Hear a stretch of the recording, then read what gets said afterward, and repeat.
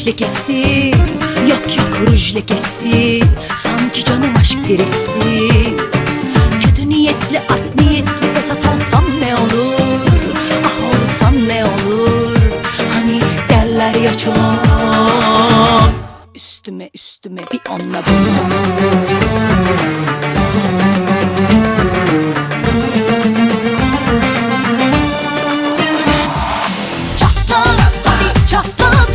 Yakabilirsen umursamam ki, yadırgamam ki.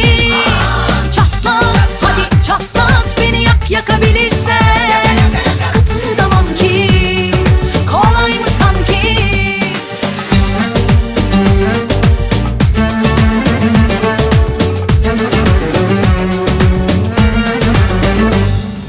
Bir baktım öldü bitti, benim için yoktur şakası.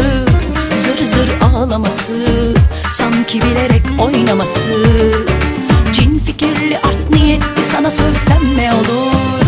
Ah övsem ne olur? Hani derler ya çok. Üstüme üstüme bir anladım. Çatlat, hadi çatlat, beni yakabilirsen umursamam ki, yadırgamam ki. Çatlat, hadi çatlat, beni yakabilirsen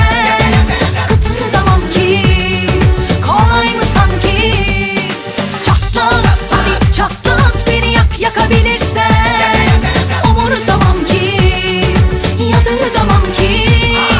Çatlat, hadi çatlat, beni yakabilirsen kıpırdamam ki, kolay mı sanki? Sen anca ona buna laf yetiştirip imaj boz.